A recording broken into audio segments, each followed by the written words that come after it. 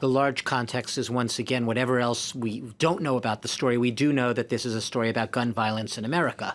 That is the absolute broadest context you could put this in. You just saw the images in that report we showed of basically the U.S.'s ninth largest city, Dallas, in virtual lockdown with a heavily militarized police presence. You see, almost military-style weapons. This is a story of police across America right now, countries. Now, obviously, in this case, it was the police who were being targeted. Now, follow the irony here.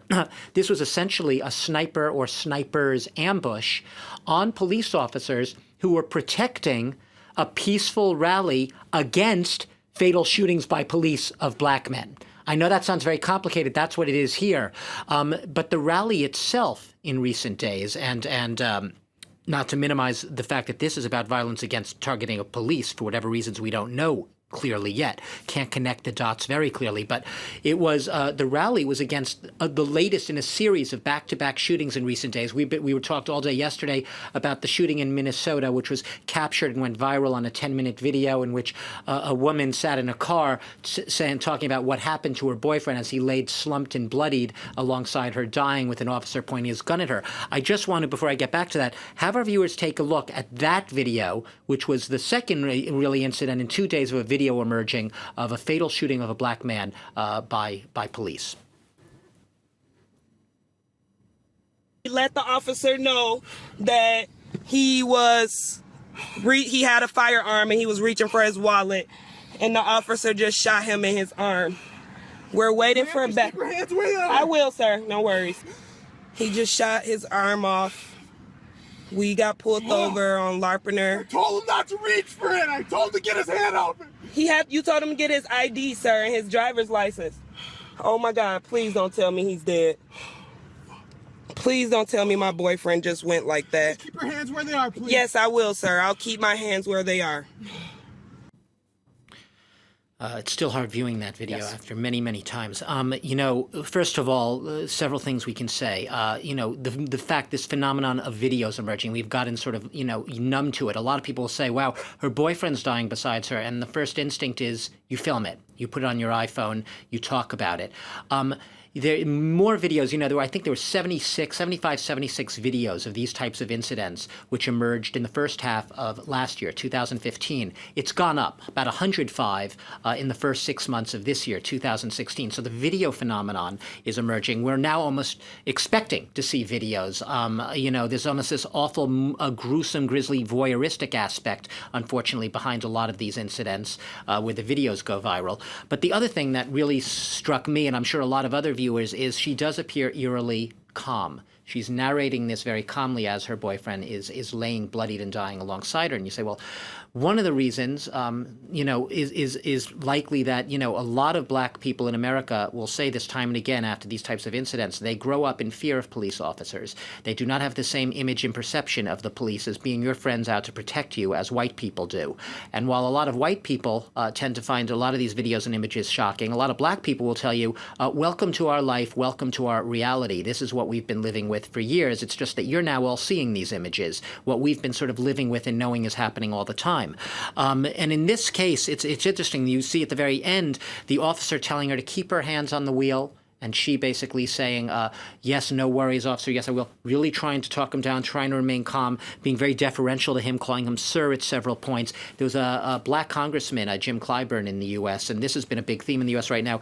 He basically said the other day that he gave advice to his grandson. He says, if you ever stop by the police, first thing you got to do is deny your manhood. In other words, don't confront the police. If you're a black man in America, you do not talk back to police. You do not confront them if you want to come home alive. Well, Doug, just hours before then this deadly incident that we're seeing take place in Dallas, once again, which is currently unfolding there in Texas, we heard from the U.S. President Barack Obama. He addressed the issue of racial injustice when it comes to policing.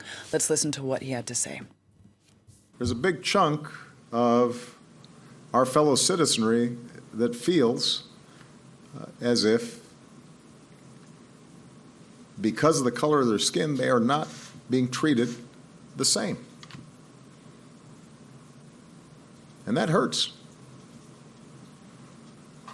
And that should trouble all of us. This is not just a black issue. It's not just a Hispanic issue. This is an American issue that we should all care about. All fair-minded people should be concerned.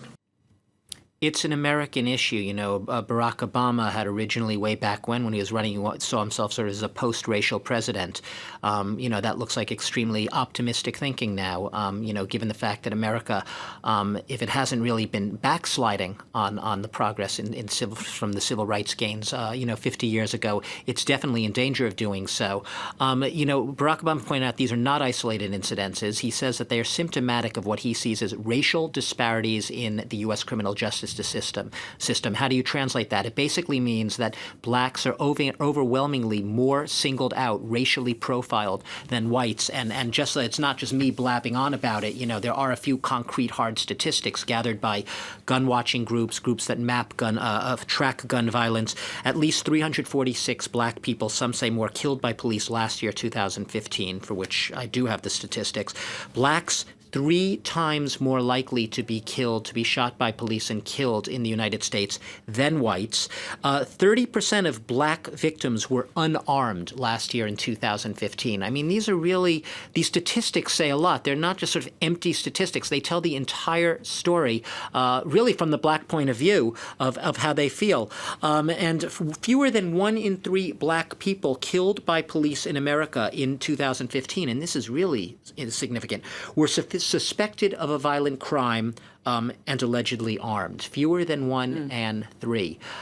So it really goes back to what I was saying before, what we were talking about, where if you're black in America, you really feel that you are going to be more likely to be targeted by police. Now, I'll just end by saying, obviously, I can't sit here and paint with broad brushstrokes, vilification and condemnation of police. What happened to the police officers in Dallas, these police officers were legitimately heroes. At the time, the ones who were shot and the ones who were involved in this incident were protecting this rally, were trying to protect the public. In fact, they were running towards the shooter. Your instinct, natural human instinct, is to run away from danger when your survival instinct. These officers were running towards the danger, trying to protect the public. So a lot of officers, and I would almost say the vast majority of officers in the U.S., are doing their job, are absolutely horrified, just as we are sitting here, when they hear of incidents of this. But it does speak to an issue that there's still anything's too much of a minority of officers who are not heroes and who time and again are leading to incidents like this. And this is what Barack Obama has made